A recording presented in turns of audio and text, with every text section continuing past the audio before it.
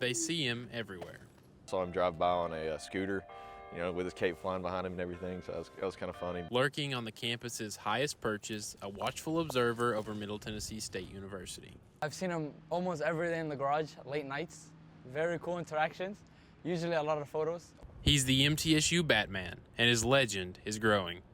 A previously little-known commodity, the campus's Caped Crusaders quickly becoming a prominent figure both on and off university grounds. Last week, ahead of the MTSU versus Jacksonville State football broadcast, ESPN2 producers captured the bat for a brief promotional shoot ahead of the game. The national TV broadcast highlighted the hero's activities and catapulted the vigilante into viral status on social media. I really liked seeing myself on TV for the first time. It was very cool. All over Twitter, there were people talking about it. I saw one person say that I was like mainstream now. I'm not sure how true that is, but it was fun to see. A sophomore at MTSU, the man behind the mask asked to keep his alter ego a secret, but opened up about his hobby. The 20-year-old English major says he's been cosplaying for half a decade and first donned Batman's cowl 3 years ago. He's worn over a dozen versions of the Batsuit, with the current model comprised of EVA foam, urethane rubber, and outsourced items from various replica companies. The suit's current form costs over $1,000 in total and is complete with 12 functioning utility belt gadgets. His love for the character runs deep, dating back to the animated Batman movies of the 1990s and the Lego Batman video games of the 2010s. Yet the Dark Knight's love for others is what drives him to leave the Batcave each morning. I love you too. When he's not patrolling campus, the MTSU Batman can be found visiting local elementary schools for charity events and lurking around his local comic book store, hoping to spread even more joy in his community. My main goal is to make people smile. That's all I want. Whether they are laughing with me because it's a silly thing that I'm doing, or they're laughing at me because they think it's stupid. Either way, I'm bringing joy to people. And when they're laughing at me, they're not laughing at the person underneath the costume. They're laughing at Batman. While MTSU's garage guardian hasn't stopped any crime just yet, his shadowing presence is already making a difference on campus. Feel extra safe, like super safe. I just know he has my back. Reporting from MTSU, I'm Brett Walker, Middle Tennessee News. Around Middle Tennessee State University's athletic facilities, linebacker Muaz Byard's last name is plastered everywhere, from Floyd Stadium to the Smith Athletic Performance Center. But it's not for him. It's for his brother, Kevin. A famous former football star for the Blue Raiders, Kevin is in the midst of his 9th season in the NFL and has left a lasting impact on campus, with the recently opened Kevin Byard Strength and Conditioning Center serving as constant motivation for his younger sibling. Growing up playing football and seeing my older brother play Division I football, I always dreamed of that. So just seeing that and then working out, just seeing his name, I know I'm not going to skip no reps and things like that. I'm just trying to just get it in. While Muaz certainly loves his older brother, he's focused on carving his own path at MTSU. He joined the Blue Raiders as a walk-on in 2022 and sat for 2 seasons under former head coach Rick Stockstill. After Stockstill's firing in 2023, Muaz sat down with new head coach Derek Mason, where all he asked for was a shot to prove himself. That shot came during Mason's first season, when Muaz appeared in all 12 games and made 1 start. He performed well enough on the field to earn a scholarship, but his off-the-field performance wasn't up to his new coach's standard, particularly in the classroom. He's had to take a long journey. Moo was a walk-on, okay, who had a chip on his shoulder, and he felt like he was a scholarship player, and until his behavior moved in a direction, man, and that was worthy of being a Blue Raider scholarship player, well, then we had differences. After Mason pushed Muaz to better his grades, the redshirt junior raised his GPA and even made the president's list last spring, finally earning a scholarship after 3 years with the Blue Raiders. This season, Muaz played a critical role for MTSU prior to injury, totaling 37 tackles, 4.5 TFLs, and snagging his first career interception in a game against Delaware.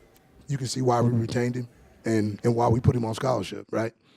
Good football player, leads by example, shows up every day, works hard in the weight room, and is just starting to come into the best parts of what he's going to be. Now nearing the end of his 4th collegiate season, Muaz continues to mature and write his own legacy at Middle Tennessee. I know my brother was here. Obviously, he did what he was supposed to do when he was here, but I didn't want any handouts, anything given to me. I remember Coach Stock and Coach Mason both saying, we don't want you to be Kevin Byard, we want you to be Muaz Byard, and that's what I'm trying to be every day. Reporting from the Kevin Byard Strength and Conditioning Center, I'm Brett Walker, Middle Tennessee News. Police are still actively searching for suspects accused of stealing MTSU baseball equipment from the team's clubhouse. MTSU police said that the two individuals unlawfully entered the clubhouse on the early morning of May 12th and stole over $7,000 worth of gear. That's reportedly $7,000 worth of high-end baseball gloves, bags, everything in between gone. The players, they showed up that day to practice, and it was just gone.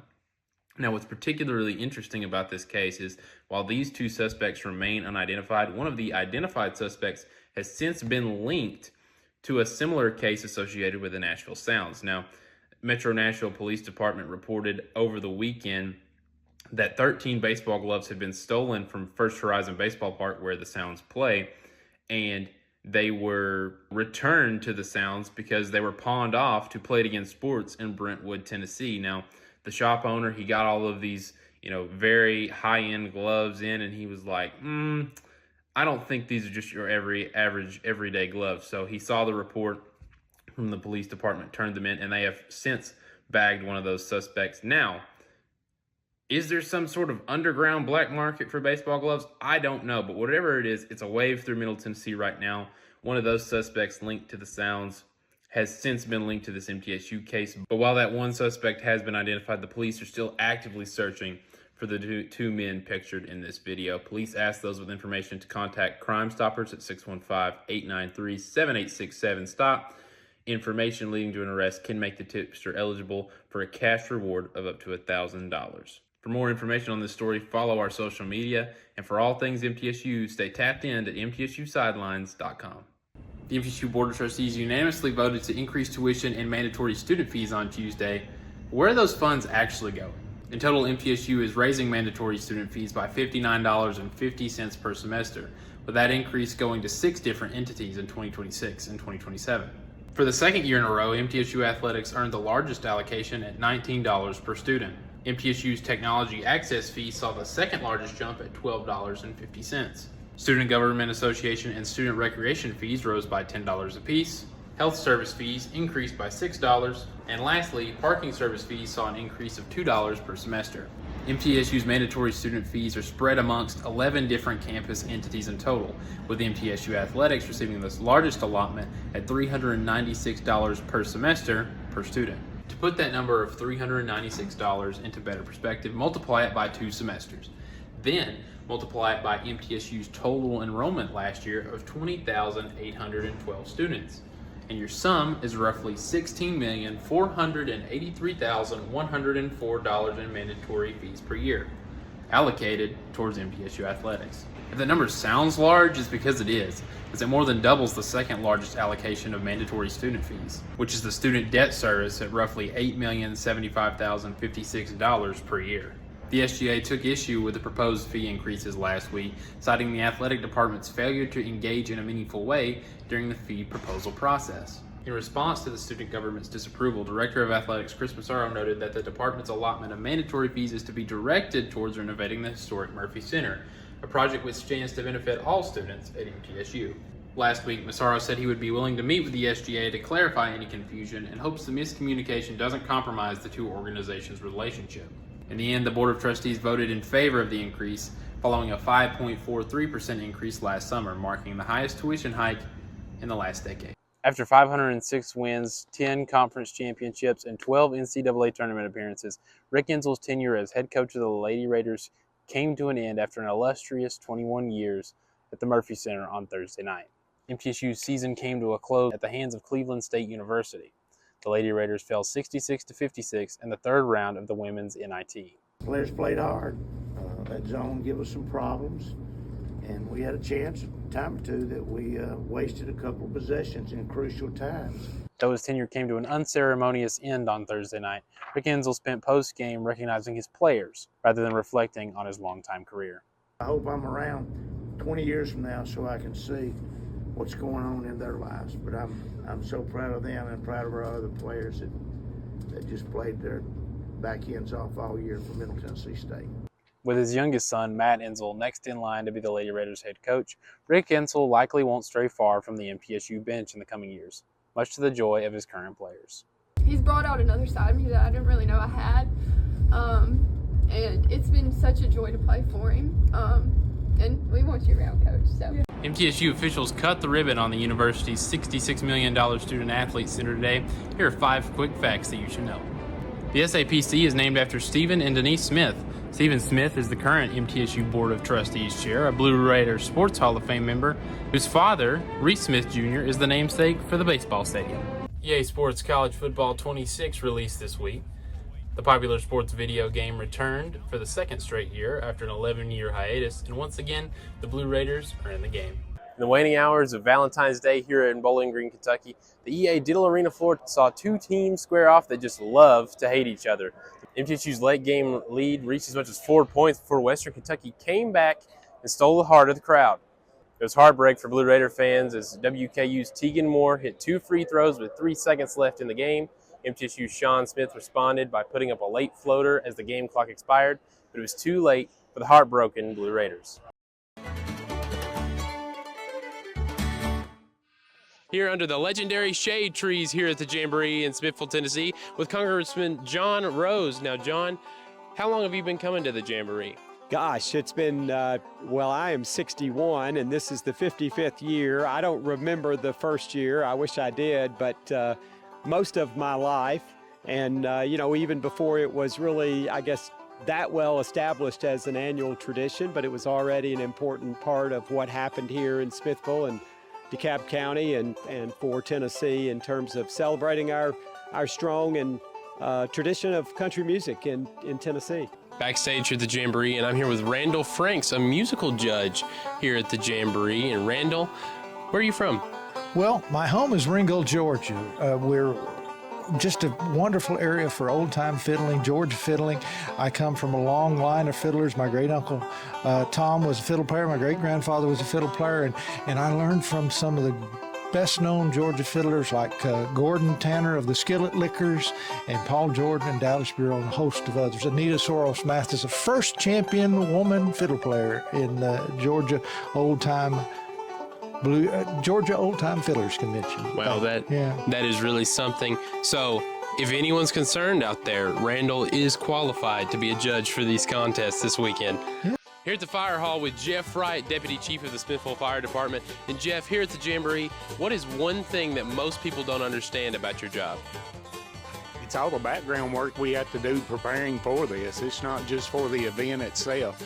We have several weeks that we work on things behind the scene to make sure that we keep the visitors and the citizens and everything else safe throughout this. I mean, we still have our regular fire duties plus everything that's going on up here, which, I mean, you name it, we about do it up here. Here at the 55th Annual Fiddlers Jamboree and Arts and Crafts Show, you never know who you'll run into or who you'll meet. Now, ma'am, what's your name and where are you from? My name's Diane Blyler, and I am from Murfreesboro, Tennessee. Got a borough native here at the Jamboree. So what made you want to come to the Jamboree this morning? This is the first time we've ever come. We're vacationing in the area, and we came based on trying something new.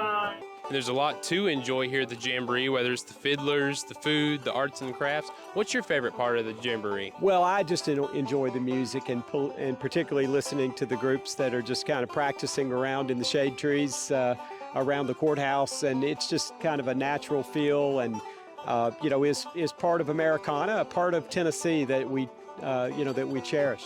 Well, I look forward to it, and one of the purposes of the community chorus in the presentation that we give is to pay homage to the 4th of July and the founding of our country. We do patriotic songs, and then we have a subject each year. Last year we did a tribute to the Grand Ole Opry, so we did some country music also.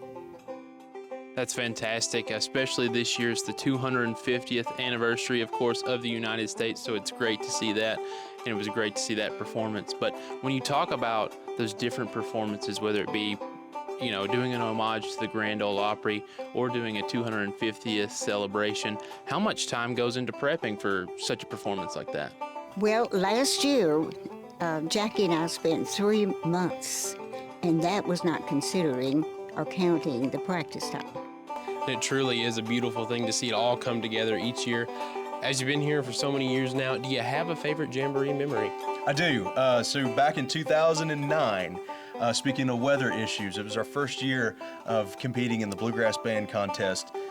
The worst storm I think the Jamboree's ever seen. And that's saying something. And that's saying something. We actually cleared out the fire hall, moved everybody into the fire hall, the contestants, the audience members, and we finished the Jamboree at about 2 o'clock in the morning inside the fire hall, which was a blast and a memory I'll always have. A great memory for sure, but hopefully we won't have to relive any of that exactly. this weekend. You know, it's one of the reasons that I think Tennesseans are concerned about the future of our state. They want to keep traditions like the Smithville Fiddlers Jamboree alive and all that it represents about our culture. 100%, and the Jamboree is really just one of those time capsules and traditions that just keeps on going. Well, thank you so much for your time, Congressman, and hope you have a great July 4th weekend with your family. Very good to be with you. Thanks for what DTC does to promote our community. Thank you.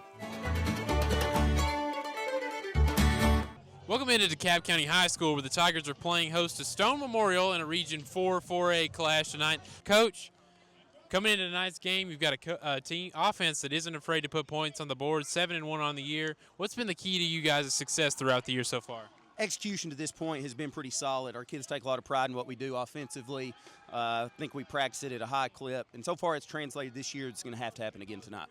You've got quite a few freshmen slated to start tonight. How do you expect that to play in tonight's game, and what are you hoping to see from your young guys? Well, I mean, it doesn't matter if they're a freshman, whatever it is. When you're out there on that field, you know, you've got a job to do. So, we got a couple injuries. Those guys are stepping up, stepping in.